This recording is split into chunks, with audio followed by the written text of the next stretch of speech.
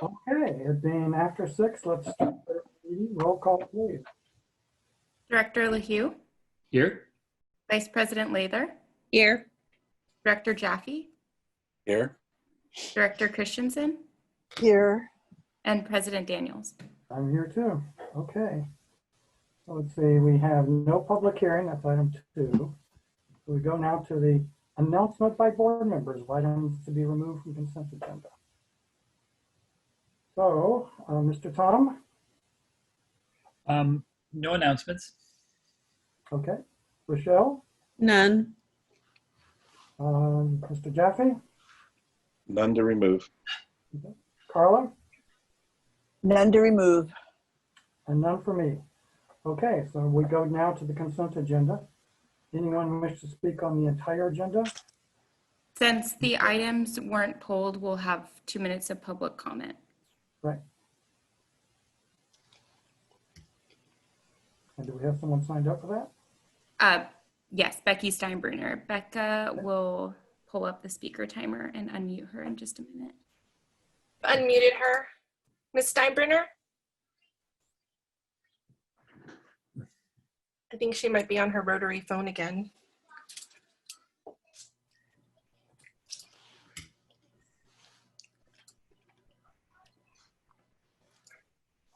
Ms. Steinbruner? Is your time to make your comment?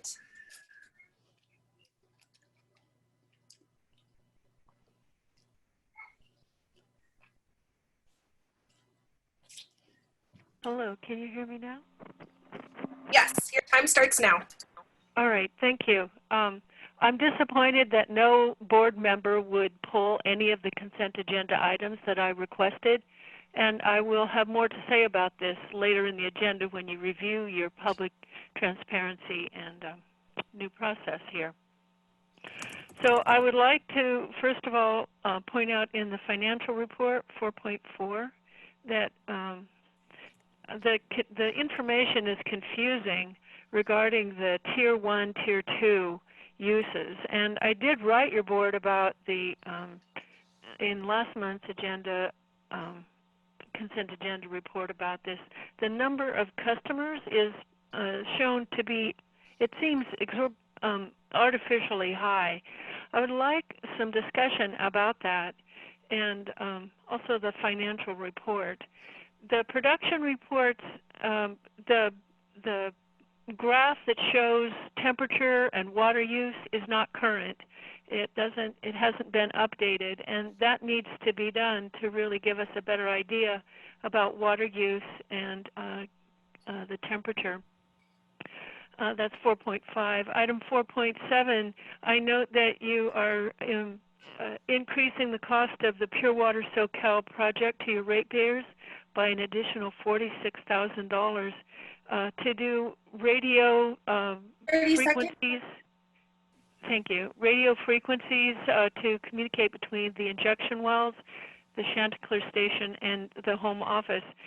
Today, the Board of Supervisors passed a new regulation regarding frequencies near schools. Your injection wells are all near schools and homes, and you need to make your contractor aware of that. Finally, I'm disappointed that you're going to spend $152,000 for a brand new trailer for the Pure Water Soquel office. Thank you, Ms. The time's up. Okay, so we now move on to the next item, which is the approval of the consent agenda.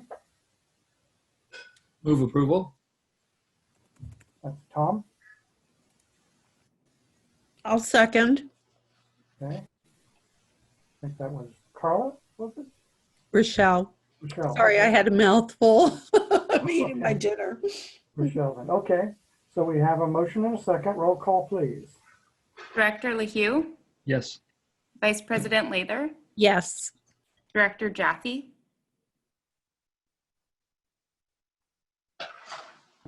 Yes, unmuted.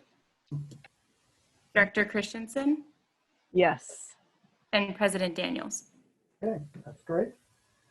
So now we move on to oral and written communications, item number 5. So do we have any speakers for this? Yes, we have one, Becky Steinbruner. You have 3 minutes. Of course, it needs to be things not on tonight's agenda. Thank you. This is Becky Steinbruner. Can you hear me? Yes. Yes. Thank you. In the past, the host was able to unmute me, and now it's a different arrangement. It's very inconvenient for me. I wonder if you can go back to the old system, because I am not able to do that function from the telephone that I have at my computer to be able to follow along your agenda. So if you can go back to the old system, I would appreciate that. First of all, I would like to thank you for posting the videos of the July 21st and August 18th board meetings on your website. I did write you about that, and it looked like the response was quite quick. So thank you very much for doing that.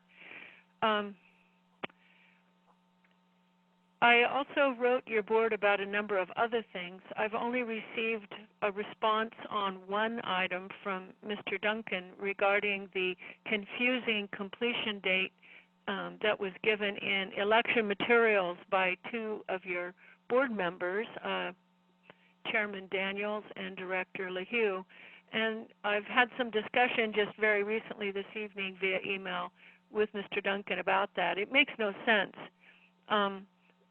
And to say that at one point in the WIFIA application agreement that the project will be completed in 2024 and 2025, when in fact it has to be completed by 2022. So to me, that's misleading information, not only to the EPA, but also to anyone reviewing materials, your ratepayers especially, reviewing materials on your website. So I would appreciate a follow-up on that communication. I, as we all have, been watching these horrible fires in our areas, and I'm very cognizant that this is the watershed for the Santa Cruz City water supply. And I would be curious to know if your district is in discussion with Santa Cruz City to perhaps provide them with water this winter from groundwater should that we get heavy rains and there be debris flows that would contaminate the North Coast streams 30 seconds. and also the Loch Lomond. So I would be interested in some discussion from your board about this at some point in the near future. Thank you for this opportunity to speak. Okay, any other board member comments, written communications, oral communications? I guess just a reminder that this Thursday evening is the MGA meeting.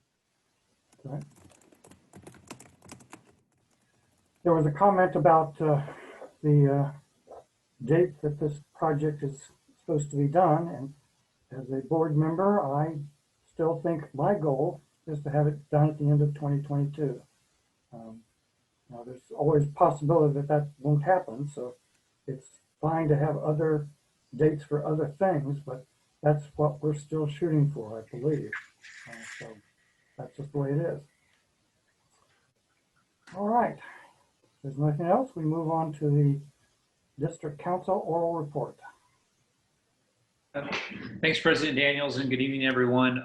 One thing I just wanted to note is actually a bill that's making its way through the legislature. It's actually on the governor's desk. Normally, we don't, comment on bills until they're signed by the governor, just because we're not sure if they're going to become law. But this one is of a special note. It would amend the Brown Act to clarify how social media postings by directors would be handled. So currently, that's sort of a hole in the law, and that it isn't explicitly contemplated. And I've always advised to treat social media posting similar to how you treat emails, in which it's okay to post, but you want to avoid directly commenting and having a discussion with a quorum of the board outside of a meeting through that forum. What this bill would do is it would clarify that all elected officials have an express right to make social media postings, but what it would do is prohibit any other board member from commenting on the social media post. So if you were to post something on Facebook, for example, another director would not want to comment within that chain to your post. I will keep you updated as this moves forward. It was unanimously approved by the Assembly, and it's currently on the governor's desk. The anticipation is that he will sign it. Once, assuming he does, it will become law January 1, and I'll let you know either way how it shakes out. I'm happy to answer any questions on this. Any questions, board members? Looks like none. Thank you, Josh. Okay, we go on to item 7.1, conditional and conditional will serves, of which there are none. So we go on to item 7.2, letter response to residents of Aquaview Drive, La Selva Beach. Staff? Yes, Taj is going to take this one. And Emma or Becca, were you going to mention that there's a member of the public? Yes, we have Ted Beleza from Aquaview Drive, and we're going to unmute him for this item. Good evening, Board of Directors. This is Taj Dufour, the engineering manager, and I'm familiar with this project. Our department has carried out the work on Alta Drive, which is referenced in Mr. Beleza's letter to the board.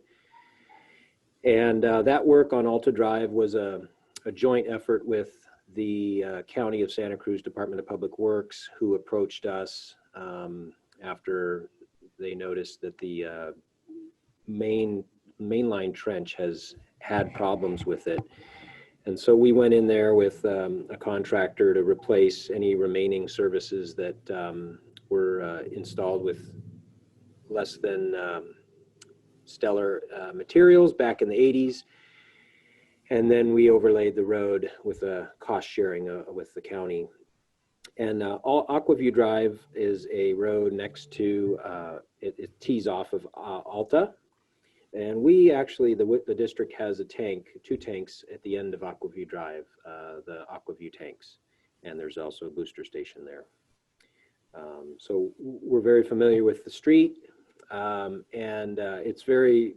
We are grateful for Mr. Beleza and his neighbors for pointing out the fact that their street also has some inferior service lines. And I'm going to admit that we weren't made aware of that until we got his letter.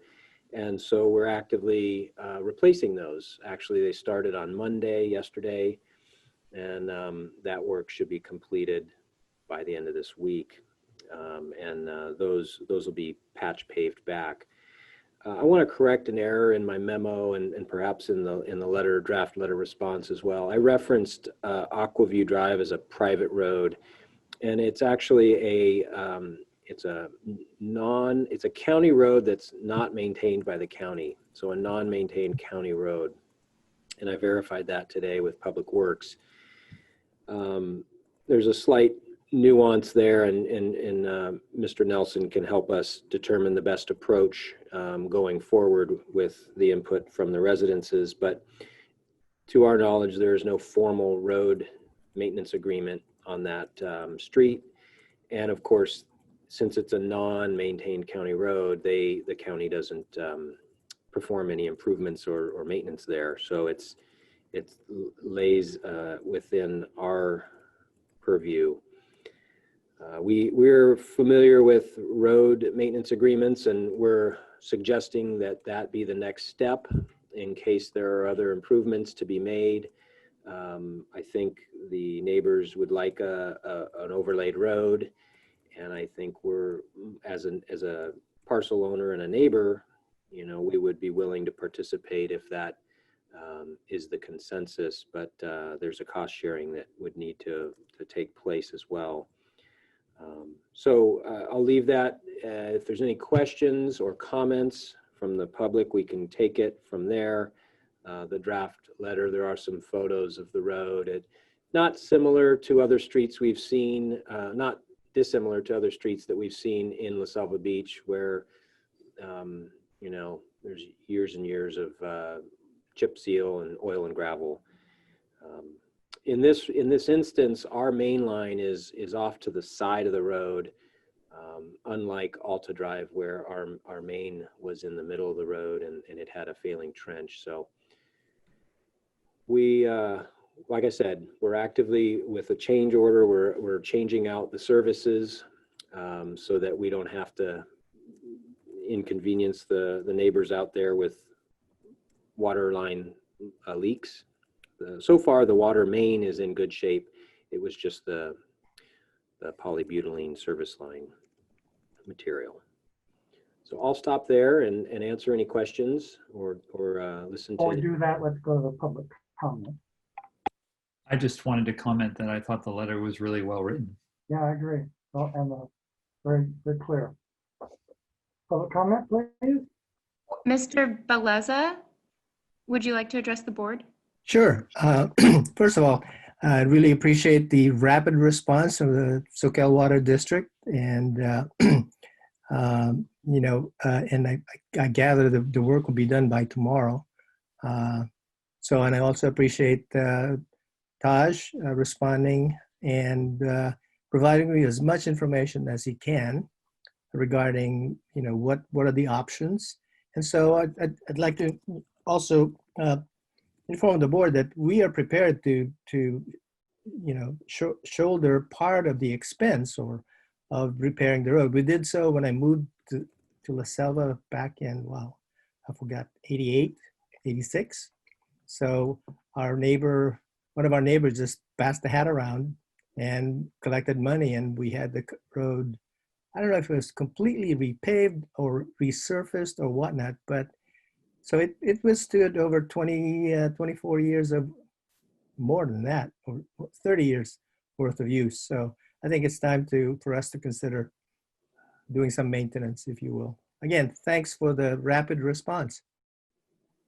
Thanks for coming tonight. Okay, let's bring it back to the board. Any questions by board members? I think there was another commenter on this. Oh, is there?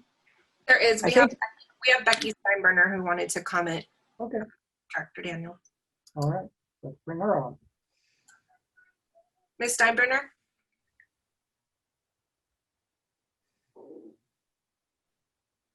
We haven't changed our system. I'm not sure about your phone, but I've asked you to unmute, and that's all I can do at this point.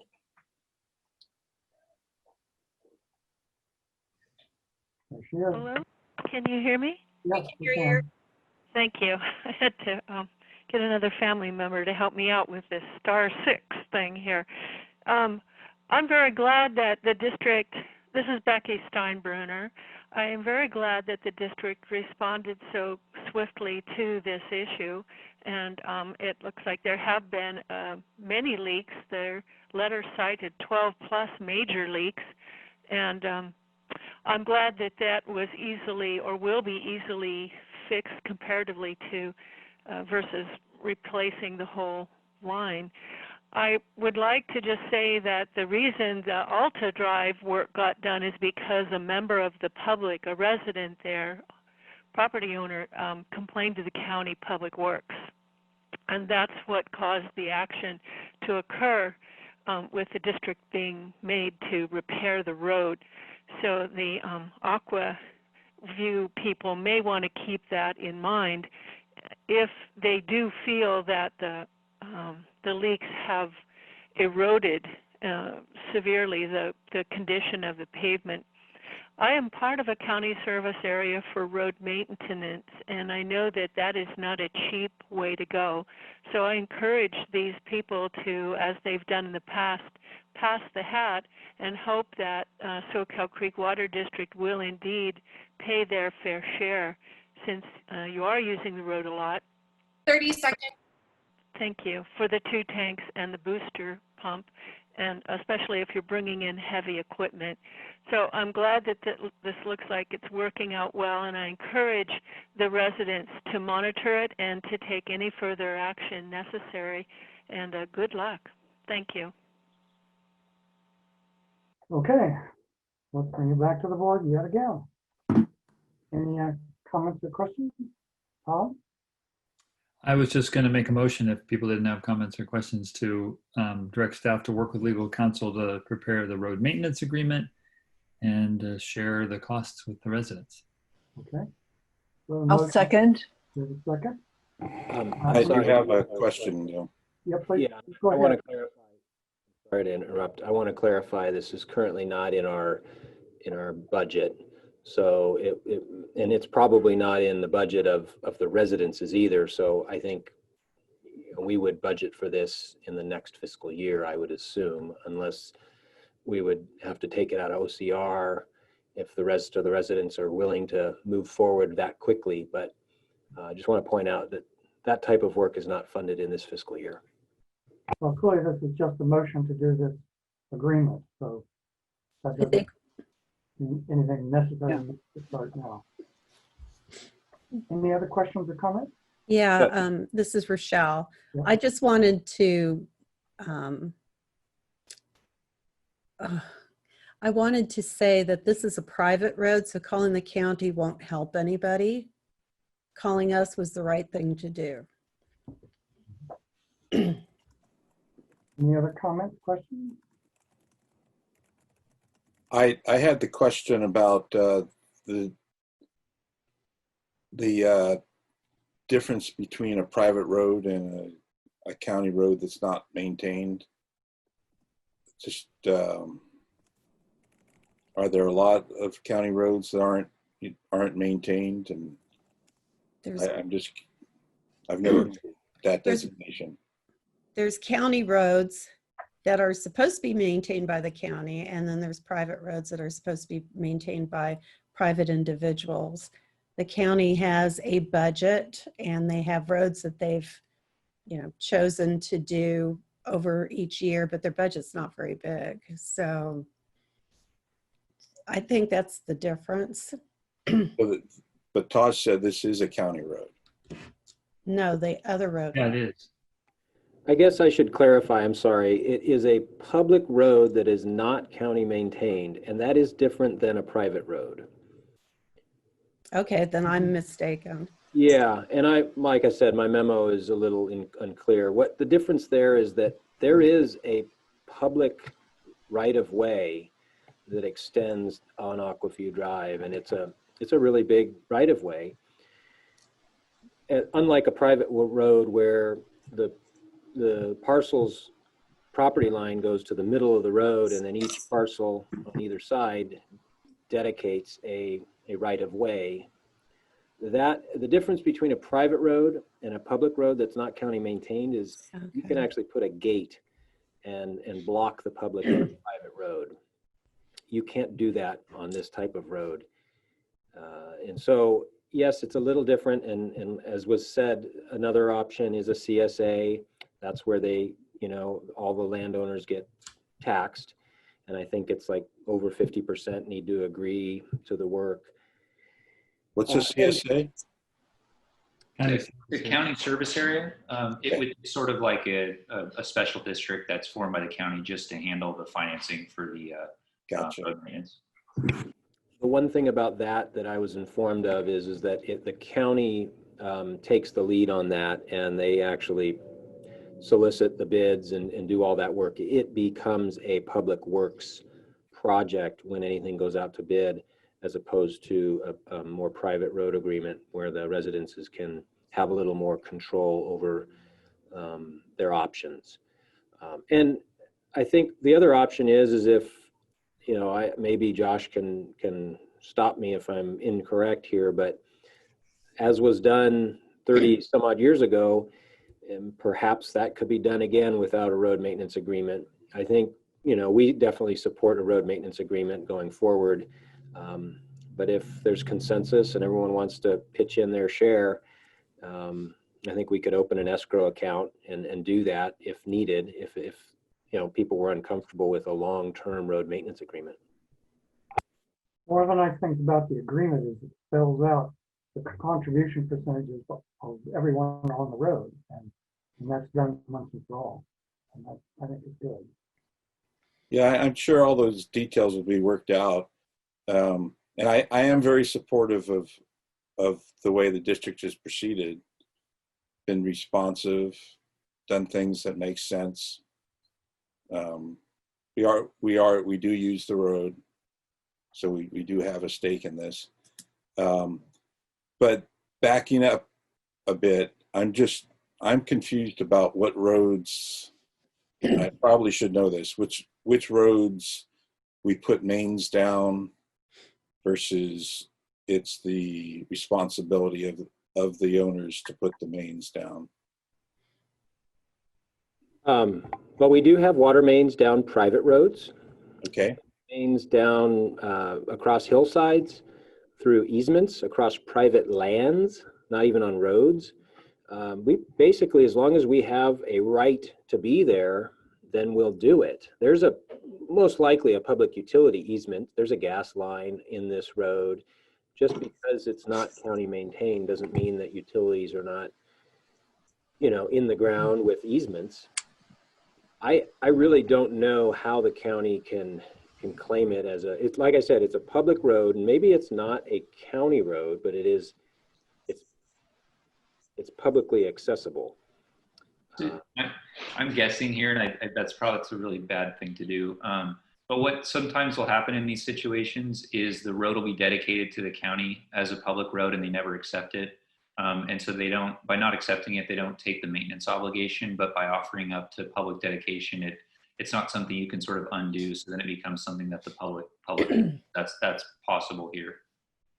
And Director Jaffe, I think Josh Nelson's description is correct, but what I'd like to suggest is we get a definitive answer for you. We'll go back to Public Works. We will get the answer, and I can email that to you or others if you like, just so we're just. Yeah, my concern, Ron, is just fairness issues on what we do with our mains on private roads, that if we're doing it on this, or a public road in this case, if we're doing it in this case, that we do that in other cases as well, just a fairness issue.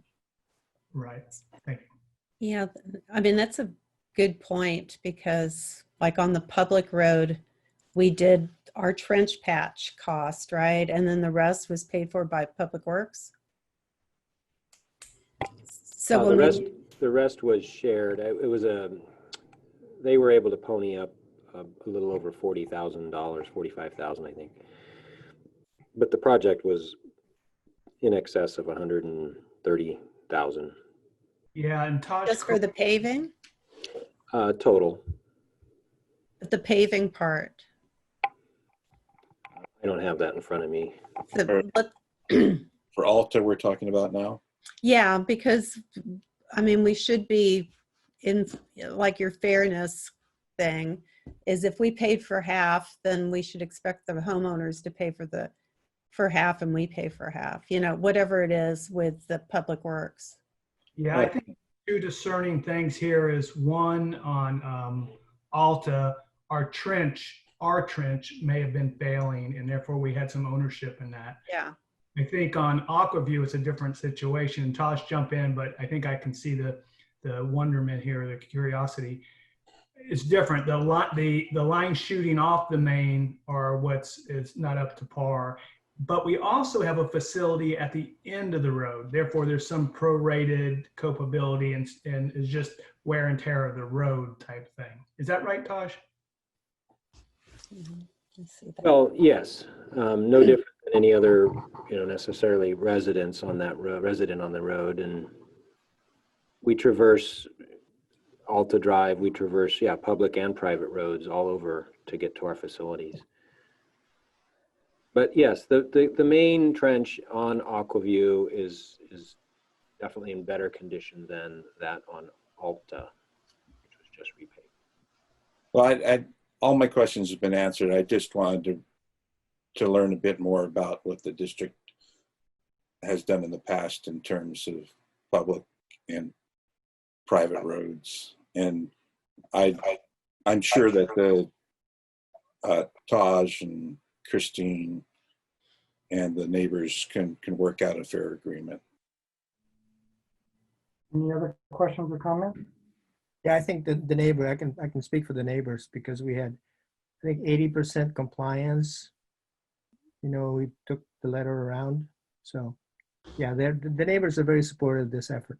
So It would seem like one of the things that would like to happen with this maintenance agreement is to try and talk to the county and see if you can get the county to become a partner to this project and have some skin in the game, if you will.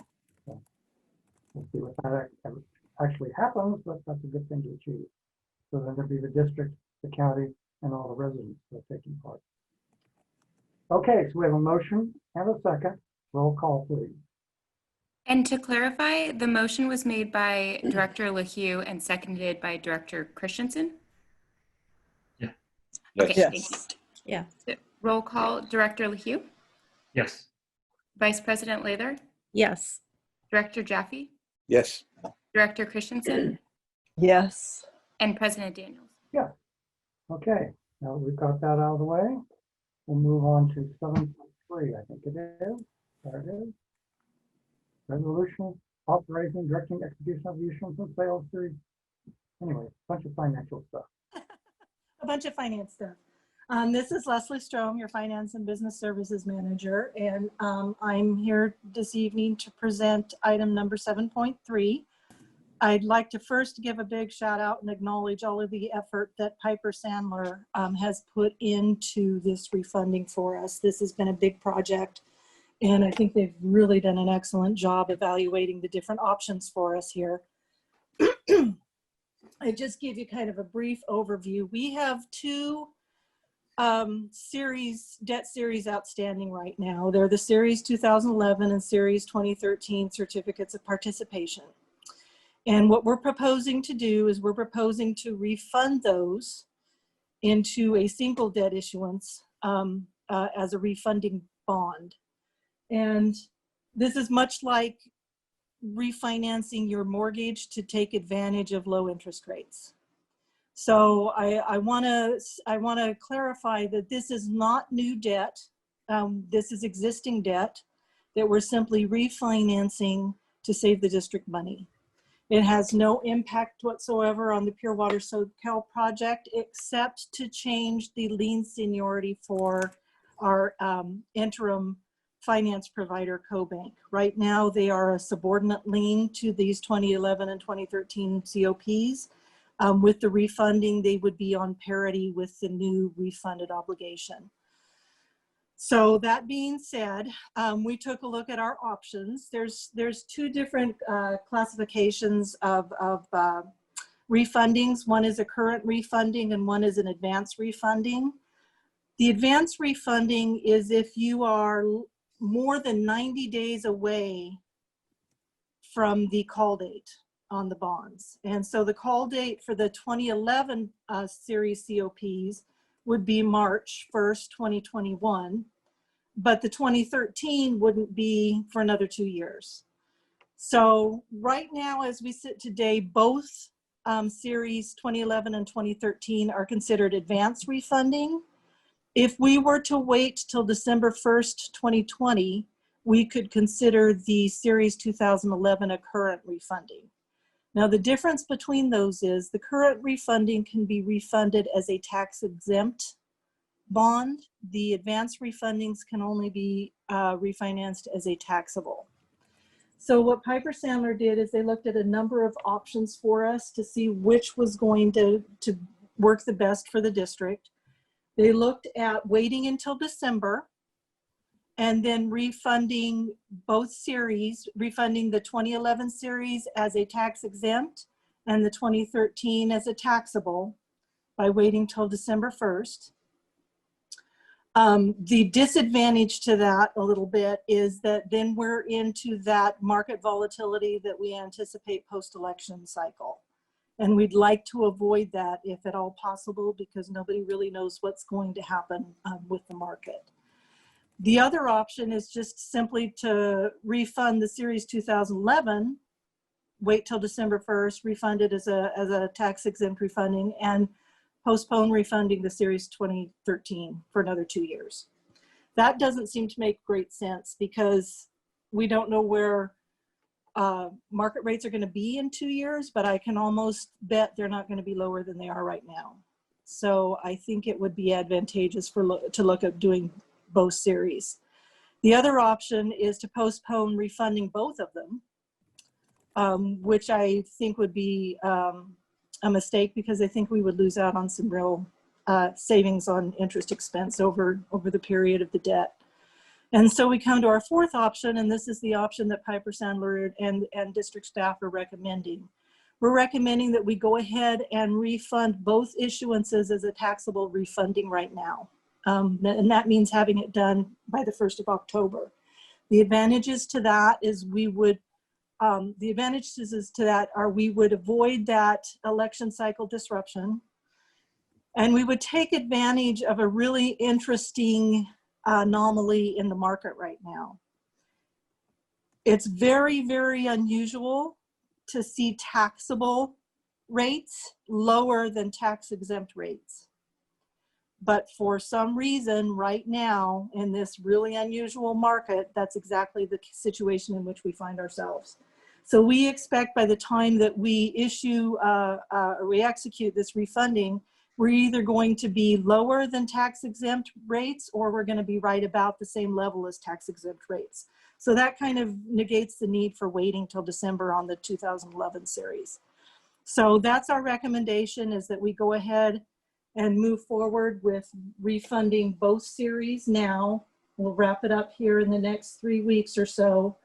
And we hope to save the district a little over $3 million in interest savings, at least, if not more. We're also asking you to consider the resolution to be not to exceed $32 million. The reason for that uncertainty is because we are going to take the money that we have not spent yet from the 2013 COPs, and we're going to give it back. And that will also save the district quite a bit of money, and we'll roll it into a lower refunding on the Series 2020 refunding. So that's why we don't quite know what the dollar amount will be yet, is because I don't know how much with interest I have sitting out there in the 2013 COPs until we're ready to execute. Mm-hmm. So that's where we are with this. So we're just asking the board to consider approval of Resolution 2024, authorizing us to proceed with this. And we've included a bunch of very interesting finance-related attachments that's in draft form that support that issuance. Thank you, Leslie. Do we have any public comment on this item? Yes, we have one public comment. Let's go with that. Ms. Steinbrenner, you are up.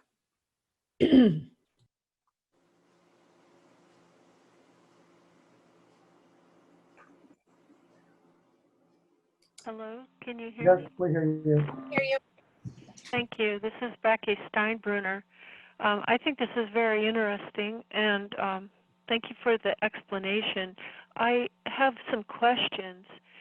And I was happy to see such a low rate of 2.88% interest anticipated as of September 8th. But I see different rates of savings reported in what this action would do. On page 104, it said the net savings would be 15%.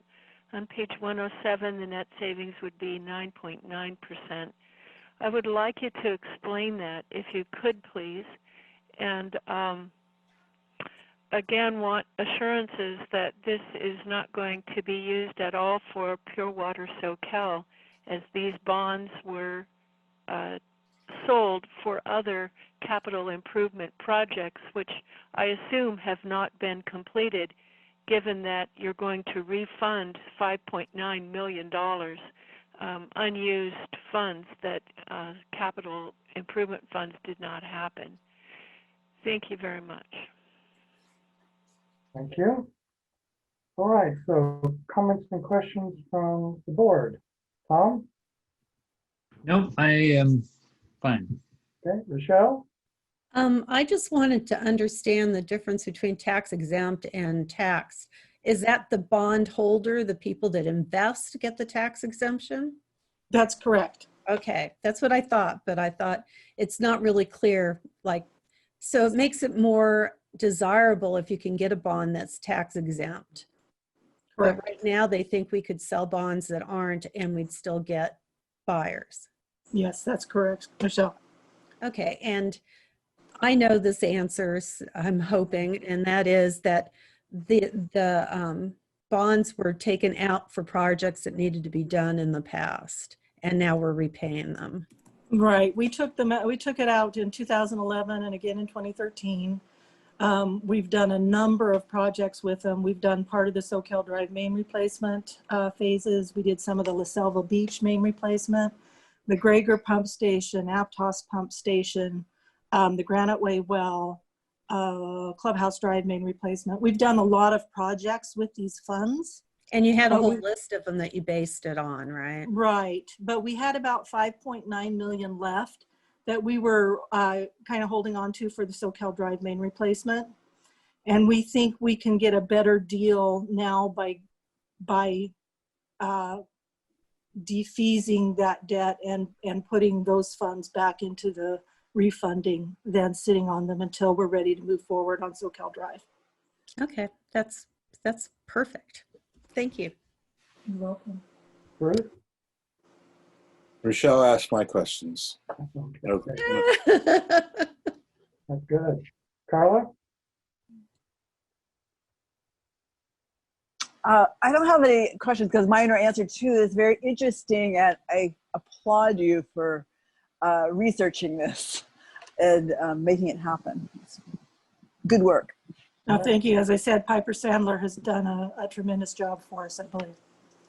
Yeah, that's really just remarkable. So, yeah, way to stay ahead.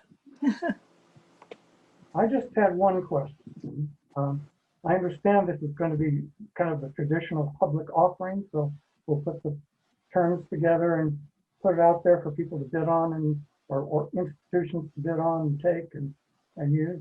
Is that correct? Yes. Yes, Piper Sandler hopes to put the package together and actually do some pre-sale releases of the preliminary official statement over the next couple of weeks and generate some interest in the sale of these bonds. Okay, then the thing I don't understand is that the resolution, the recital of it, has a couple of sections there where it talks about CoBank. And are they involved in this or are they not involved in this? No, CoBank is not involved in this refunding, but by doing this, it changes the lien seniority for CoBank. Currently, they are a subordinate lien to these series 2011 and 2013. Now When we refund, it will escalate their lien seniority and they will be on parity with this refunding. Okay. well, Could we use some of the funding we have from them for parts of this if we wanted or needed to? Some of the funding we have from CoBank for some of this refunding that we're doing. I think right now we're limited on the CoBank funds to just interim finance for Pure Water Soquel. Okay. But we could go back to CoBank possibly at some point and request a different arrangement if we needed funds for some other purpose. Their rates are particularly low, even compared to what we're talking about with this. Yeah, they were back. Yeah, that was a very advantageous placement back in July. Yeah. Okay. All right. So I have no more questions. Let's see, do we have a motion? I'll make the motion to approve the resolution 20-24. I'll second. This is Rochelle. Second, roll call, please. Are you going to give the option? The option. Oh, that's in the It is resolution. the option, yeah. Yeah, okay. I forgot. Yeah. Director LaHue, Yes. Vice President Lather, Yes. Director Jaffe, Yes. Director Christensen, Yes. and President Daniels. Yep. Congratulations, Leslie. Well done. Very well. Thank you to the whole team. Yes, absolutely. All right. 7.3 is done. We now move on to 7.4. Yes, this is Ron Duncan, your general manager. Before I dive into the nuts and bolts of the memo, one of the staff, it was actually Melanie, when we had a discussion around this continuous improvement efficiency thing, she mentioned, we're leaning toward what they term an infinity organization. And I researched that and took pause, and I like that. And I think what you just saw with Piper Sandler, Greg, and Leslie is a great example. It supports that thought, meaning the job that Piper Sandler was hired to do was not what you just saw, but they saw an opportunity. Leslie saw that opportunity, so we capitalized on it, so to speak. And that's what this efficiency memo, in a very small way, has been trying to do, is not stop at where we are, but the continuous improvement, but not just in the short term, what this organization has been looking at, but the very, very long term. And we're setting the district up, to try to face any kind of future disruptions. Look at the seawater intrusion is a huge one. Climate change. If you look at the manager's report, the end of that, I have a thing where our local area is heating up at twice the rate of the average United States, and think of the implications on fire and water on that, of course. Drought, COVID, the whole thing. And I think how this memo relates to that is it's a small segment in how what Greg and Leslie had just gone through of a mindset. And that's what I think I'm most proud of this organization, to build it for not who we are going to be today, but build it so we institute that mindset for the future to face these challenges that we know are coming at us. And what's most scary is the ones we don't know that are coming at us, and being set and prepared for that. So with that, this memo in a very small way is trying to enter our way toward that infinity type organization. And what you have here is back when we brought it to you last time, you said, come back, I think it was in midsummer, and let's review what you approved, the consent items, the way we handled those, the oral communications, and the board packet distribution. And we think on that component, we think everything is running well and meets our expectations. I will caveat the board packet distribution. We went into COVID right after that, so not much direct feedback on that one, except it seems to be that people interested are able to access it electronically, which is great, because it helps with one of our values of environmentalism and recycling. We don't have to produce and hand out board packets when they're available online. So we think that those are running along well, and as a continuation of this part of continuous improvement and this mindset to be resilient, not just now, but for the future, which I think this organization does a really good job of, is Director Christensen brought up, is there a way to improve the standing committee meetings? And I know Larry Freeman's on here, and what we concluded is, yeah, there probably are some opportunities there. We list one of them, and the one we do list and recommend going ahead and institute is allow public comment for, I think, 3 minutes at the beginning, so the committee members and public members can hear the concerns of any public members and put those into their formulation as we move through that 1 hour meeting. And mind you, 3 minutes is 5% of that meeting. So I think Ms. Steinbruner just did a great job of, on the consent agenda, for example, in 2 minutes, summing up all her concerns over several items. And that's really what we're aiming for, to help encourage people to be concise and forthright with their concerns. So what we're recommending for the standing committee meetings is one thing tonight, really, and that's to limit public comment. And General Counsel Josh Nelson has said this is quite appropriate, to 3 minutes at the beginning. Again, you take that in. And then as far as the other recommendations that may come out of this, let's say maybe changing the frequency, or I don't know what else is out there, but we thought it was most apropos to go to the standing committee meetings themselves and ask the public members and the board members what they think. And we were thinking of trying to call everybody and individually and get input, but we thought, let's just put it out there in a very transparent manner, and we can get that feedback at each standing committee, which are coming up. And then we would bring that back to you at a future date. So that's it in a nutshell. I'll be glad to answer any questions. Thank you. we have any public comment for this item? We have one public comment. Please go ahead. Ms. Steinbrenner?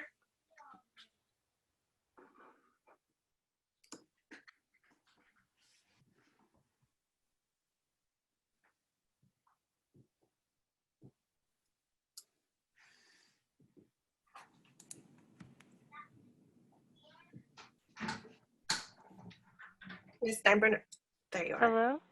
We can hear Yeah. you. All right, thank you. I'm sorry, I had to come into the other room.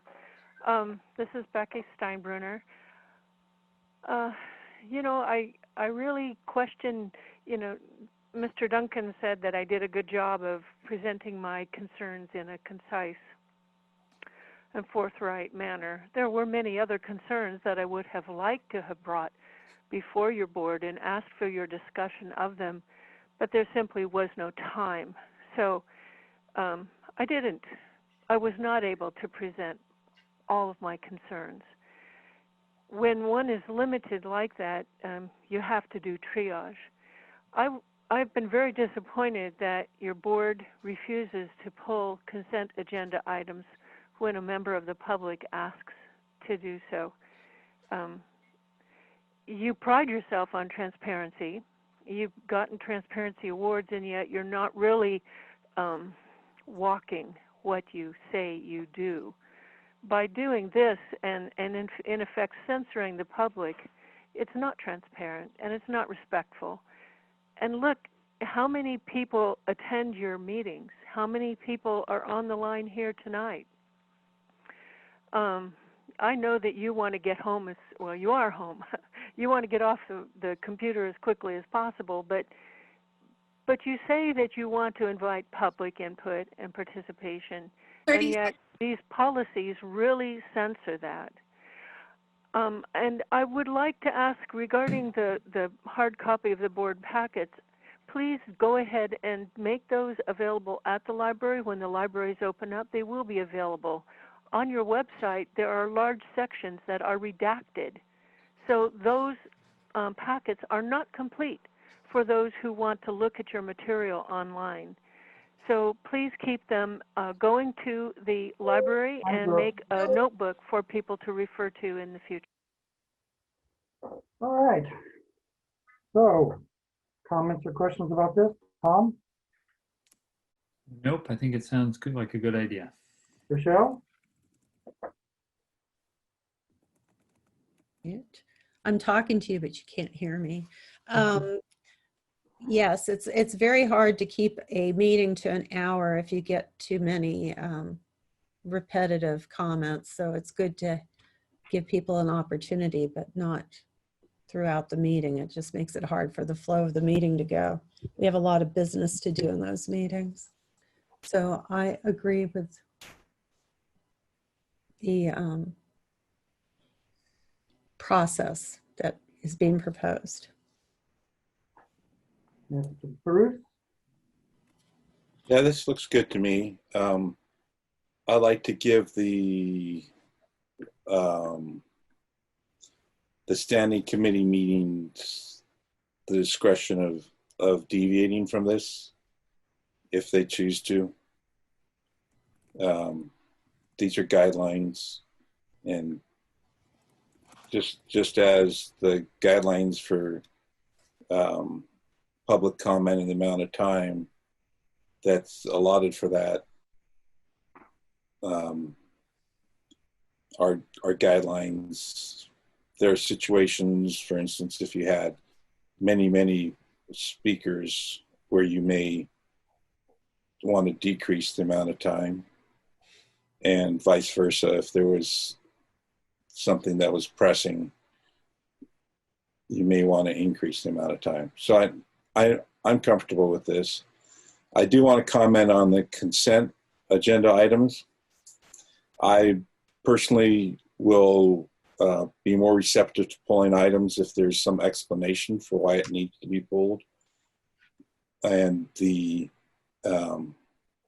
I think this is the way that it's done with the Board of Supervisors. And I know it's the way it's done with the Santa Cruz City Council, where if a a council member is approached by somebody, they're just not asked to pull an item. They're given an explanation for why it's important to pull a consent agenda item. So I think these are good guidelines. Carla? Yeah, I brought this up because I happen to have been to the last 3 of these standing committees, and what I was concerned about was that, you know, we had gone through a screening process of people who applied to belong to the committees, and they weren't being heard at the committee meetings enough. You know, we have an hour to meet, and we were getting a lot of other comments that, you know, that certainly people are welcome to make a comment that all at once, but it was interruptive of the way to what the goal of those meetings was to get some information out, run it by these customers. They're actually customer people. So I really support the review process, and we can always see how it works and whether something needs, you know, the individual committees can see how these work out individually at the next meetings, the next couple of meetings, and we can come back if necessary. But I support the whole approach. Okay. I kind of like that notion that just like for the board meetings, the president, whoever they are, can take the time down if lots of people want to talk. I think that would work as well for the subcommittees that we have too. So if there's several people that want to speak, they're 3 minutes worth, and it can be reduced to 2 minutes, and that would still be okay. Something like that. But otherwise, I think this is some good stuff. Anyone wish to make the motion? I'll move. Why don't we break this in 2 pieces? Does anyone have any alternate direction for motion 1 to happen? Seeing no one, let's consider number 2. Oh, I'll move. Carla? For number 2. Yep. I'll second. Okay, Rochelle? Okay, I'm not muted. Okay, we have a motion and a second for item number 2. Director LaHue, Yes. Vice President Lather, Yes. Director Jaffe, Yes. Director Christensen, Yes. and President Daniels. Yes. So item number 1 did not advance. And Okay. President Daniels, I would be remiss if I didn't mention that I'm really grateful to Emma for putting this memo together, because she actually researched it and wrote it, and basically I reviewed it. So thank you. Yeah, she does all sorts of things for us. She's great. Okay, so I think now we go to a closed session. Any comment on the closed session? We have 1 public comment. Okay, bring it on. Ms. Steinbruner, you can make your comment, please. Hello, this is Becky Steinbruner. Can you hear me? Yes. Thank you. First of all, I appreciate the Council of Best and Krieger agreeing to a stipulation to extend the deadline for the appellate's opening brief in the appeal case. I did not receive the record, amazingly enough, from the Santa Cruz County Superior Court after it had been filed, and that was right after my surgery, and I was not really, I was not available technically. And then when I did become available, I made a comment and was sent the record, but it was incomplete. So I did not receive the record until well into the time that I had to write the opening brief. And then these fires have devastated all of us in many ways, even though I was not evacuated. Many of my very close friends were, and they lost their homes, and it very, very much affected me. So I am grateful for your consent, and I know you were consulted, for the deadline that will be a week from today to submit my opening brief. Again, I want to just tell you that I am not doing this alone. I have the backing and full support of many, many people in the community. I'm out talking with a lot of people now in the campaign season, and you have so much resistance to the Pure Water Soquel project, you have no idea. Your survey did not measure it properly, and people's bills are way out of sight, and it's all to pay for this project. So I want to urge you to put the brakes on this project. And I'm hoping that the judge, the appellate judge, will see the merit in this and will put the brakes on your project. It really has to be done for the sustainability, financial sustainability of your customers. Okay, so everyone needs to log out here, and you should all have received a link to the place we're going to go for the closed session. So if you don't, I guess you all do. Okay, so I'm leaving. I'll meet you all over there.